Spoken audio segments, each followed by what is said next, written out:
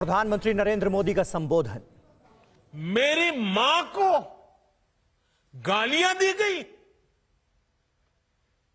ये गालियां सिर्फ मेरी मां का अपमान नहीं है, ये देश की मां, बहन, बेटी का अपमान है। मुझे पता है आप सबको भी, बिहार की हर मां को,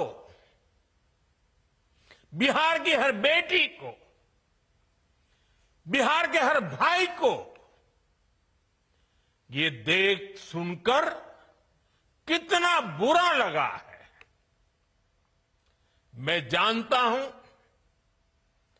इसकी जितनी पीड़ा मेरे दिल में है, उतनी ही तकलीफ मेरे बिहार के लोगों को भी है।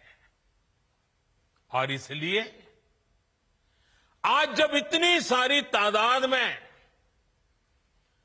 लाखों बिहार की माताओं बहनों के मैं दर्शन जब कर रहा हूं, जब आपकी मौजूदगी है, तो आखिर मैं भी एक बेटा हूं। जब इतनी सारी माताएं बहनें मेरे सामने हैं, तो आज मेरा मन भी, मेरा दुख आपको साझा कर रहा हूं, ताकि मेरी पीड़ा आप माताओं बहनों के आशीर्वाद से मैं इसे झेल पाऊं। माताएं बहनें, आप सबको पता है मैं करीब 50-55 साल से समाज और देश की सेवा में लगा हूं। मैं राजनीति में तो बहुत देर से आया था। समाज के चरणों में मुझसे जो बन सकता था करने की मैं कोशिश करता था। मैंने हर दिन, हर क्षण अपने देश के लिए, मेरे देशवासियों के लिए मुझसे जो हो सका, जहां हो सका, पूरे लगन से, मेहनत से काम करता रहा। और इसमें मेरी मां के आशीर्वाद, मेरी मां की बहुत बड़ी भूमिका रही है।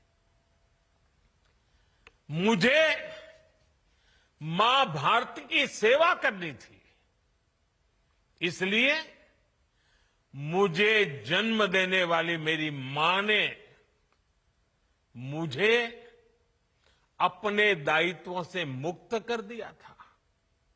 और मां ने मुझे आशीर्वाद दिया कि बेटा जाओ,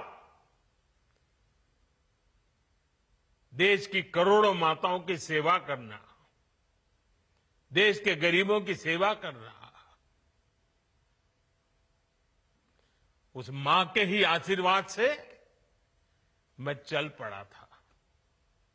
और इसलिए मुझे आज इस बात की पीड़ा है कि जिस मां ने मुझे देश सेवा का आशीर्वाद देकर देश सेवा के लिए रवाना किया, भेजा। हर मां चाहती है कि उसका बेटा उसकी सेवा करे। हर मां चाहती है कि बेटा बड़ा हो, मां के लिए कुछ न कुछ करता रहे। लेकिन मेरी मां ने खुद के लिए नहीं, आप जैसी करोड़ों माताओं की मैं सेवा कर सकूं, इसलिए खुद से अलग करके मुझे जाने की इजाजत दी। आप सब जानते हैं, अब मेरी मां का शरीर तो इस दुनिया में नहीं है।